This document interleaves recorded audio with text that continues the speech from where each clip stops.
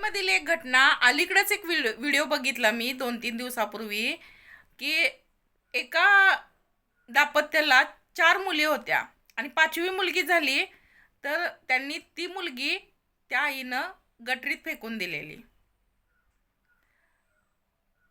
तर हॅलो सगळ्यांना, कशा आहात सगळे?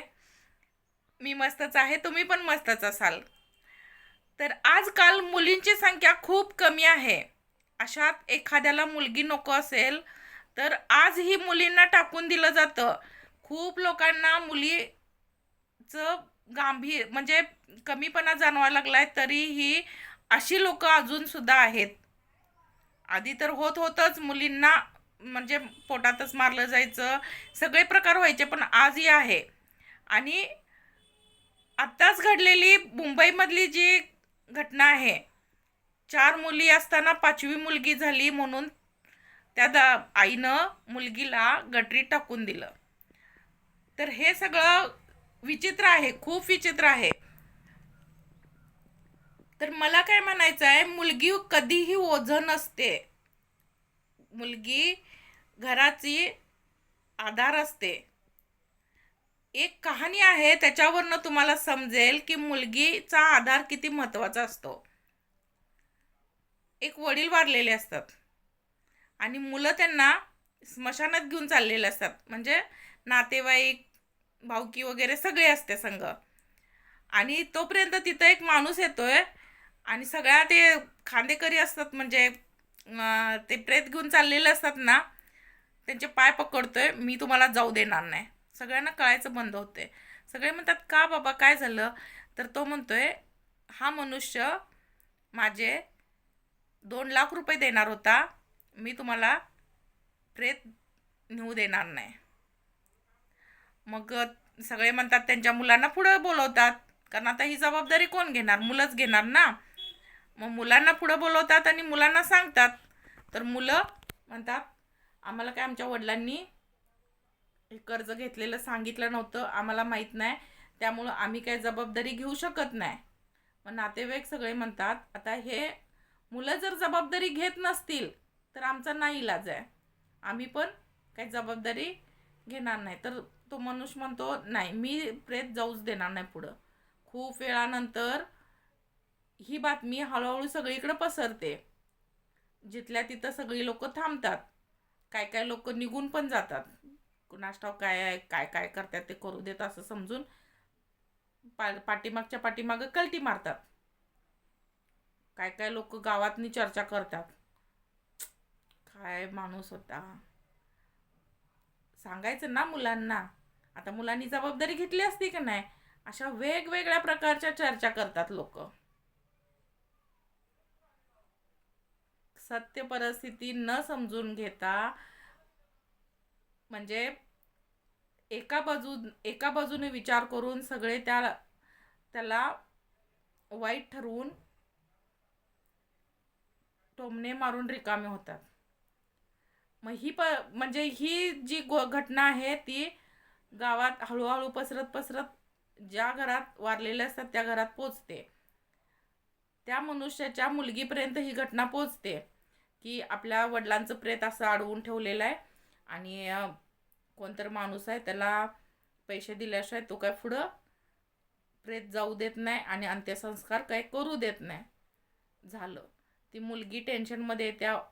मुलगी काय करत्या, आपले सगळे दागिने गोळा करत्या, सगळं गोळा करत्या आणि ते त्या एका माणसाच्या हातात देत्या, म्हणत्या, हे घेऊन जावा तुम्ही. अजून याच्यावरती जर काय पैसे द्यायला लागत असतील तर मी ते पैसे चुकवायला तयार आहे. मुलगीचं ते हे बघून खरोखर मला डोळ्यात अश्रू आले.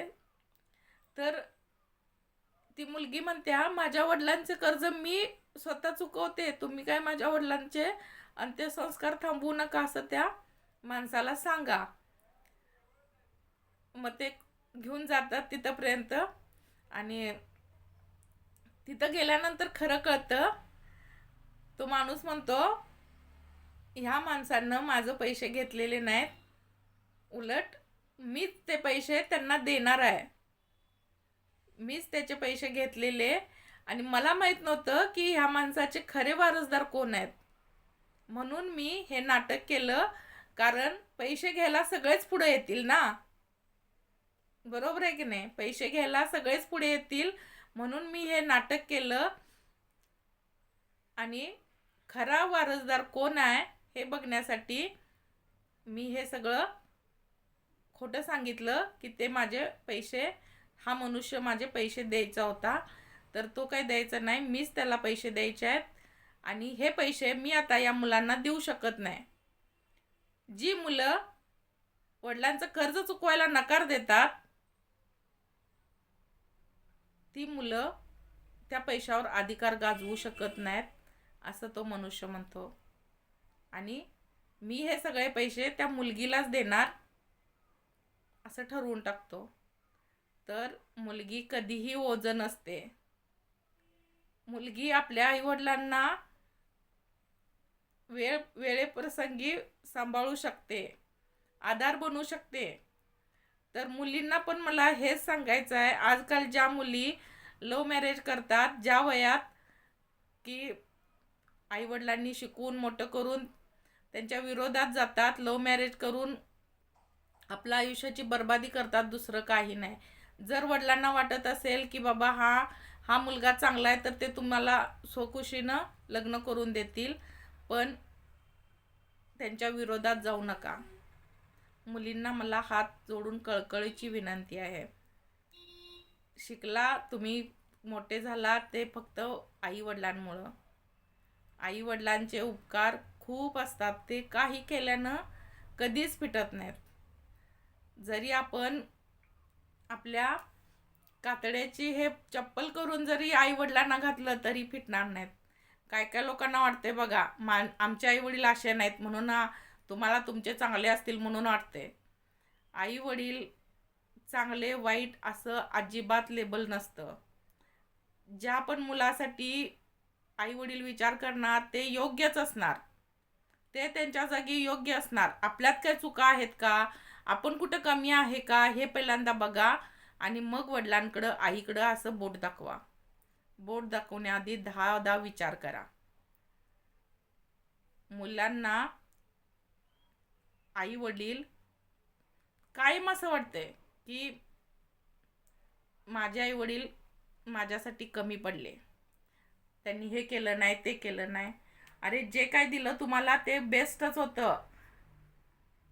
तुम्ही स्वतःची पातळी ओळखा. जे तुमच्यासाठी त्यांनी केलं ते त्यांच्या ऐपतीच्या बाहेरचं होतं. तुम्ही तुमच्या मुलांसाठी ते करू शकताय का बघा. मुलांना तुम्ही बोलून दाखवणार आम्हाला कुठे मिळालं हे, असं करू नका. तुमच्यासाठी प्रत्येक आई वडिलाला आपली मुलगी महाराणीसारखी राहावी अशी वाटते आणि मुलगा राजासारखा राहावा. आपल्या मुलाची प्रगती बघून कुठलेच आई वडील, जगातले कुठलेच आई वडील जळत नाहीत. मुलांचा गैरसमज आहे की माझे वडील माझी प्रगती बघून खुश नसतात. जरी काही म्हणजे काही कारणास्तव बोलत नसले समोर समोर, तरी त्यांना मनातनं खूप अभिमान वाटत असतो की हा माझा मुलगा आहे, हे माझी मुलगी आहे, ही माझी मुलं आहेत, ह्यांनी हे करून दाखवलं. जगात कुठलेच आईबाप तुमच्या यशात किंवा अपयशात पण साथ बरोबर असतात. काय काय आई वडील अपवाद असतात अपवाद, पण नाही असं नाही. प्रत्येक गोष्टीला, प्रत्येक नाण्याच्या दोन बाजू असतात. तर मुलांनी समजून घ्यायला हवं, त्यांनी जेवढे कष्ट केलेत त्यांच्या मानानं ते खूप होते. तुमच्यासाठी ते सगळं बेस्ट द्यायचा प्रयत्न केला त्यांनी, जे तुम्हाला हवं ते देण्याचा प्रयत्न केला. आणि ज्यावेळी तुम्ही त्या लायकीचे होता तेव्हा तुम्हाला वाटतंय वडिलांनी माझ्यासाठी काय केलं, काहीच नाही केलं. घर नाही बांधलं, जागा नाही घेतली तर मुलीची कहाणी होती ही. तर मुलगी सगळ्यांना हवी. मुलगी असणं किती गरजेचं आहे हे ह्यातून कळतं. तर सगळ्यांना देव एक तरी मुलगी देवो.